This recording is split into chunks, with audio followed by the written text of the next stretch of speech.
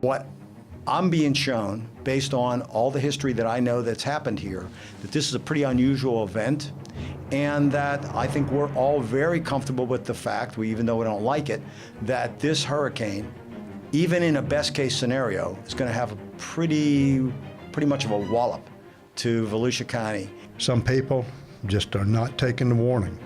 They think they've seen storms before. We have never seen a storm of this potential in Volusia County in modern history.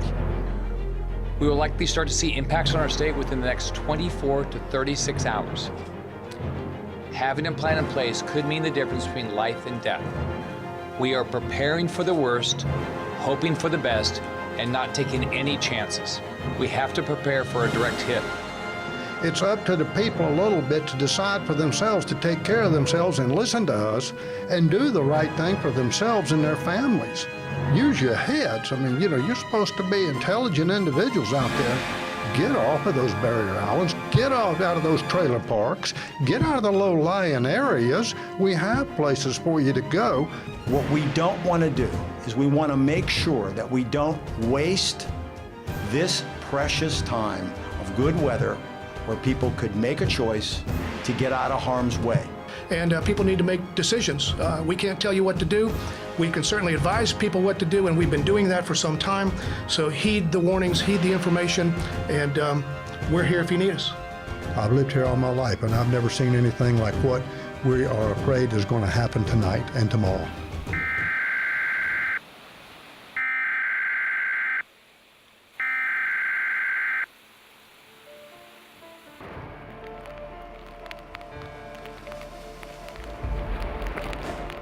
That was a long night watching that storm, watching every pass of that radar. I never stopped looking at the projections and the radar with other people from about maybe 10 o'clock that night till about 5:30 in the morning. And that's when it just moved. Figure that's a 600-mile storm. It just wobbled it, as they say. A few miles over each hour till it got to be about 25 miles off of Laverne. So they knew it missed the Cape. And they thought at that point it might stay on that trajectory. And if it did, because the land goes in a little bit, we could be anywhere from 30 to 35 miles to high. At 5:30, I was so exhausted, I laid down for about half an hour. And my staff woke me up and said, "You gotta see this." It made one more wobble and it'll be about 35 miles. And then we knew that we had dodged, somebody said dodge a bullet, we dodged a cannonball. We knew that what we'd be doing is we'd be dealing with a very difficult storm with a lot of damage, but one we'd be prepared to deal with, okay? Not one that, instead of, here we'd be fixing things, in the other scenario, you'd just be picking up pieces. Hello and welcome to Volusia Magazine. I'm Amber Osman. On today's edition, we're coming to you from Volusia County Emergency Management's Operations Center. And as you can see, activity has slowed down, but you can imagine during any activated emergency how this room would be the central nerve station for all emergency support functions. On today's special edition, we'll take a look at how Volusia County prepared to go eye to eye with Hurricane Matthew and the responsive actions taken after the historic storm left communities bruised and battered in its wake.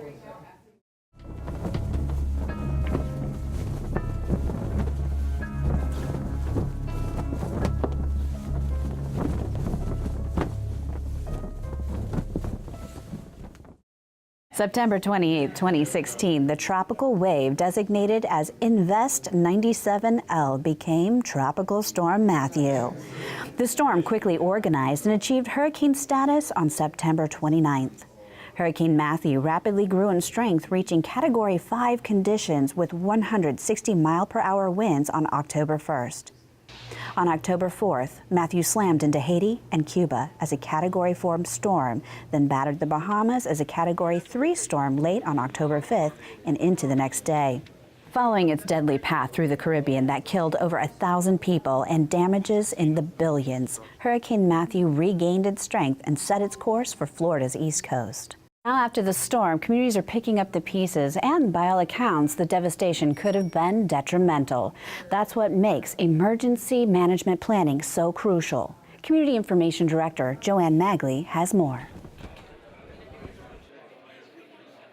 Before, during, and after the storm, more than 200 emergency management workers from law enforcement to public works to communications were stationed inside the EOC coordinating the emergency response.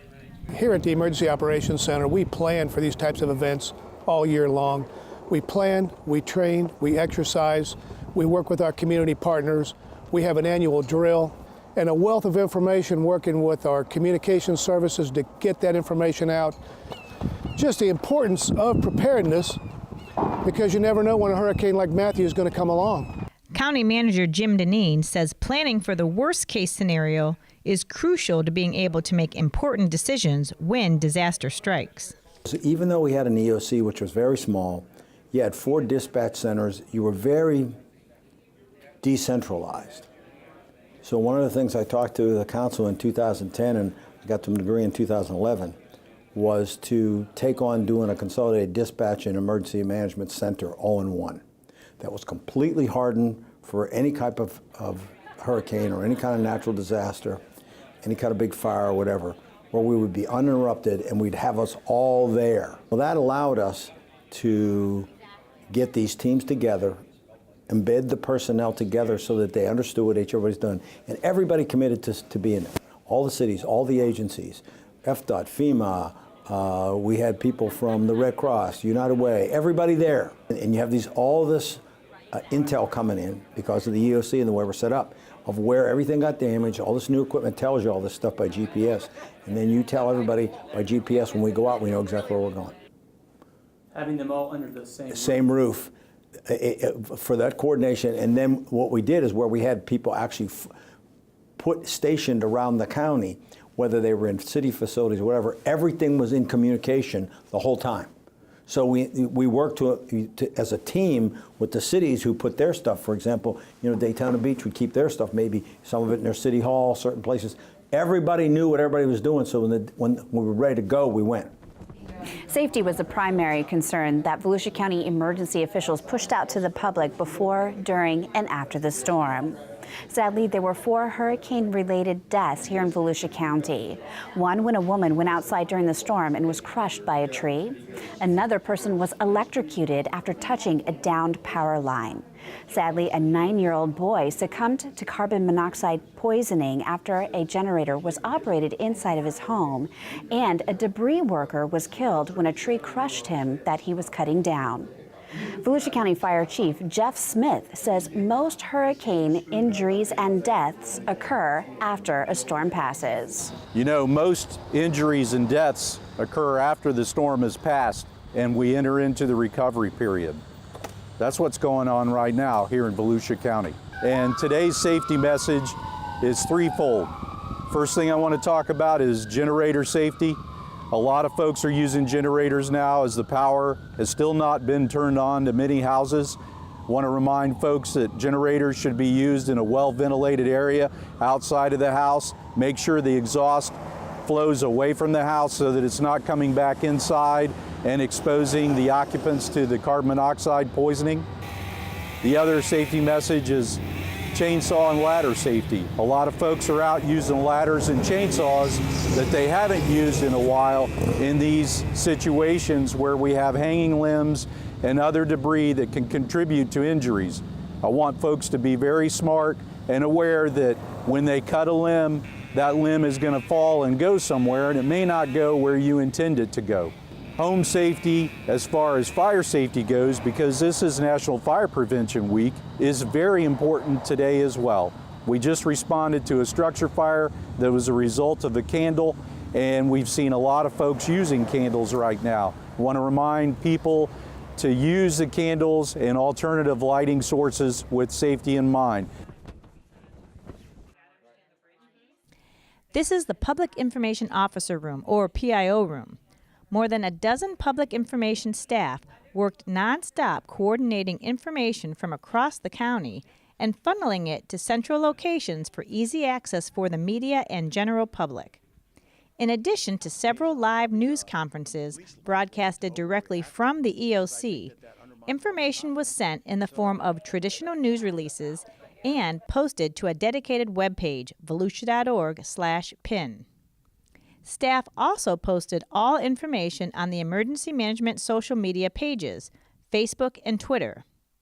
This proved to be extremely important because as a record number of people went to the website, the site slowed during the height of the storm, but the social media sites stayed up.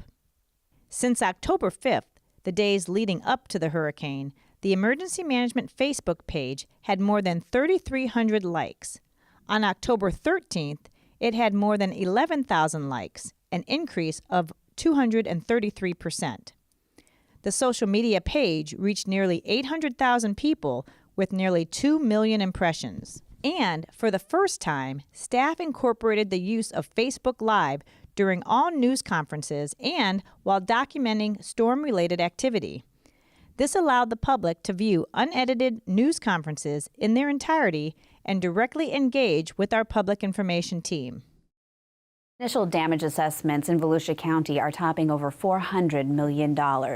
We talked to Volusia County's Property Appraisal Department about the process of identifying this level of damage. Basically, in this situation, what we did, because it was such a large event, it was the whole county basically that we had to ride. Once the all clear was given, we divided the county up into sections or zones, and we put our appraisers, 2 people to a car. We did windshield appraisals or inspections. And the system that we use, that we developed here in Volusia County, is called IDAM, and it's the Integrated Damage Assessment Model. And it's a very good system. It works in conjunction with our appraisal system, CAMA system. And basically what we do is we take our reconstruction cost new, add some factors onto that to account for our 8th criterion. What the appraiser has to do, we'll have 2 appraisers go out, one driving, one in the passenger seat.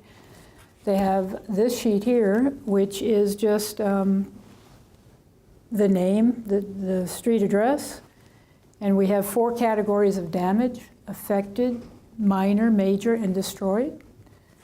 And basically the appraiser looks at the property, determines which category the property should be put in, and then the system will automatically calculate the damage based on our reconstruction cost new that we have in there. So it's a pretty good system when you have to review so many properties. And this system was developed after we helped Mississippi with their damage assessment after Hurricane Katrina in 2005. We worked 4 days on this storm, actual 4 full days of damage assessment. I think it took us maybe 2.5 days to do the east side because there were more damage over there, and then another day and a half to finish the west side. And it was on the phone, on radios, okay, you're done with that zone, go to this zone. The big obstacles we had were down trees, where you had to go around detours and things like that, or so much tree debris that it was hard to see the address or even the house. So in some areas that was a big problem, but you know, we just had to do the best we could.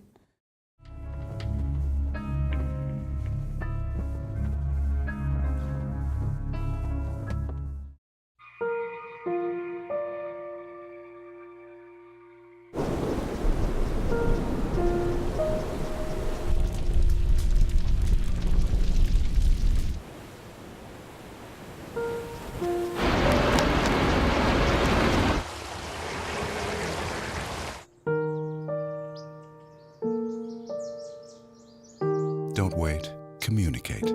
Make your emergency plan today.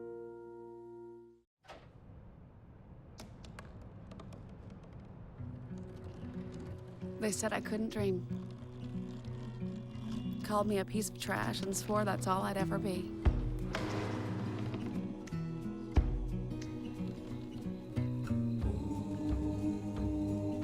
said a bottle couldn't see the ocean.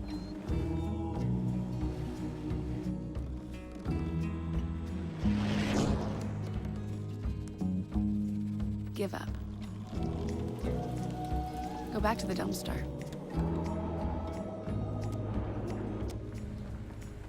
But I didn't listen. I made my way.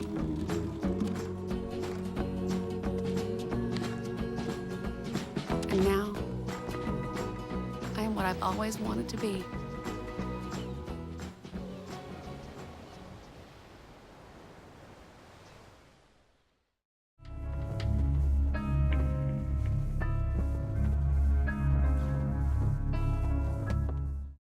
Volusia County beaches took a hit. Numerous ramps and walkovers were compromised during the storm, and it'll take time to reestablish traffic areas and replace signs, lifeguard towers, and other equipment. Coastal Division Director Jessica Winterorp takes us through the process. Overall, the county fared pretty well. We took a pretty significant hit on our dune system, but if you remember, we've had 12 really good years to build a dune system. It's Mother Nature's way of helping us protect our infrastructure.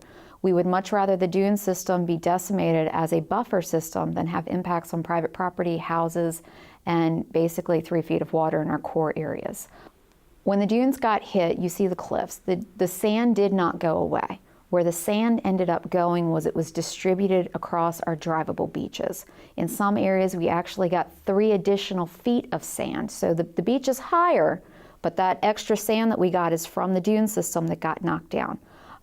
Eventually, as the sun comes out and dries our sand and the winds blow, this sand will start making its way back to the dune. We had a lot of vegetation wash up on the beach during this storm, which is actually a good thing. It's not pretty, it may smell a little bad in the next 2 weeks, but it's actually doing its job. We're pushing this vegetation to the toe of dune. What this will do is it will start trapping the wind-blown sand so that we can start creating our dune system again. In these balls of vegetation, there are also seeds. So eventually, the vegetation will start decomposing. It will add nutrients. These seeds will be in the collected sand, and they will start sprouting. So this is going to be a baby dune system, very similar to how you would build a dune naturally. As we start to have good seasons, the sand is naturally moved to a dune system. The vegetation helps to maintain the dunes, and then as the storms come, you have a natural way to buffer us from these waves and from the storm surge. We took a hit. It doesn't look good, but it did what it was supposed to do. All the conservation poles have to be set up so that driving and parking doesn't happen in the sensitive areas. Each pole has to be set up every 50 feet, has to be surveyed in and hand dug into the ground. We also have to have signage up for these poles. That's the biggest thing. Bethune Park took a pretty significant hit during this storm. Fortunately, the road along Atlantic Ave and Turtle Mound area just north of Bethune Park held. It's not pretty, but the dunes did what they were supposed to do. We had a little bit of overwash, but there was nothing devastating. The park itself has some damage. The railing on the seawall has been significantly damaged. The parking lot has been damaged, and both of our handicap accesses have been damaged. Bethune Park may be closed for a little while until we can make it safe for the public. Fencing is going up today. Please do not go around the fencing. It is not safe for the public access at this time.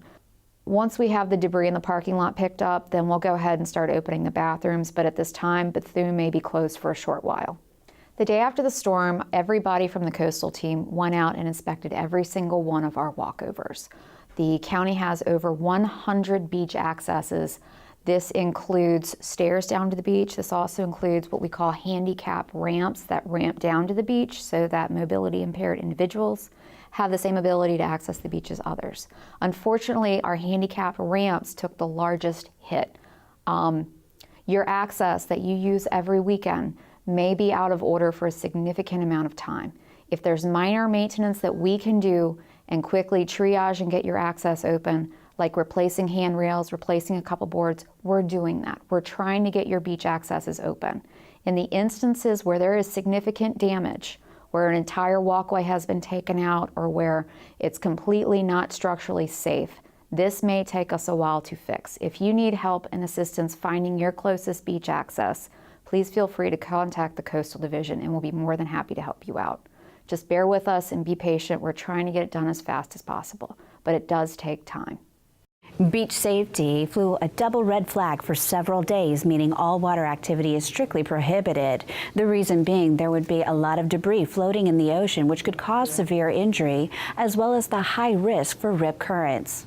Senior Captain Tammy Maris said the beach is, however, open to pedestrians, but urges all pedestrians to use extreme caution when walking on the beaches and to watch where they are walking, as there could be some debris and boards with nails in them.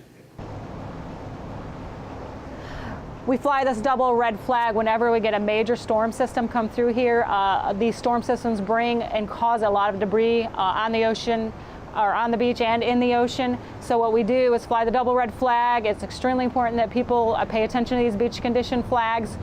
This debris can be as large as trees and other large construction material. It can be very dangerous and can cause severe injury if you're in the water. Whenever we get any of these storms come through here and they cause, you can see how rough the surf is behind me, and we get these storms that cause a lot of holes in the sandbar, and therefore after a storm like this, even when we think that it's safe to go in the water or the danger's not, it's not as hazardous, it can be extremely hazardous for rip current conditions. A storm like this, once the surf calms down a little bit, people tend to want to go out in the water.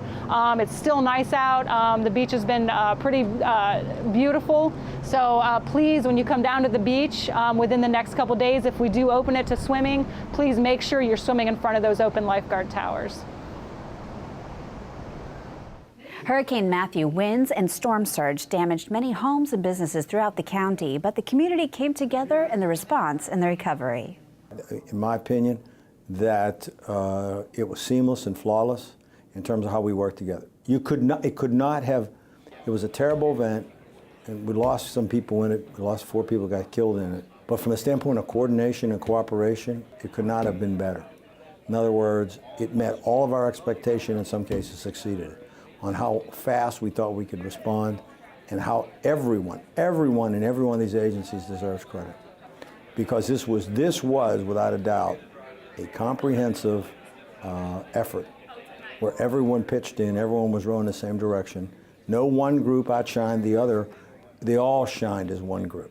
And so everyone that laid a hand, and you see people, not only in the field, but all the people behind the scenes taking calls. I mean, we took thousands and thousands of calls. We have a call center when we assured people, helped people, moved people, in emergencies, and took care of special needs people, and got the streets, got all the streets open, almost every street open in 24 hours, and the transit system back up in 24 hours. Got almost all the lights back. In other words, the traffic lights. Within about 72 hours, we had almost every one up. Those are difficult sometimes. Now that worked out. I'm telling people that a dead light is a 4-way stop, and to use caution, but to use courtesy. And we found that worked pretty well. People were pretty good about that. And also the citizens. I think and the media. The media did a tremendous job. They got people to understand that we weren't kidding. This was very serious. And we got lucky. By the grace of God, this thing just missed us by 30 miles. If it had come ashore 30 miles, I wouldn't be sitting here talking about how we responded and how we're dealing with damage. I'd be sitting here with a community that was devastated. This would have been disastrous. And in my opinion, we would have not only lost lives, we would have damaged this community such that it would have taken a decade or more to even come back at all. When the skies are blue, it's time to prepare for disaster. All year long, Volusia County's Emergency Management Division works to prepare families and communities for disaster. From developing a disaster plan to safeguarding your home, you can find a wealth of information on the county's website at volusia.org/emergency. And if that's not all, you can ask for an emergency management official to make a presentation to your organization. That's all for this special edition of Volusia Magazine. I'm Amber Osmond, and I hope you have a great evening.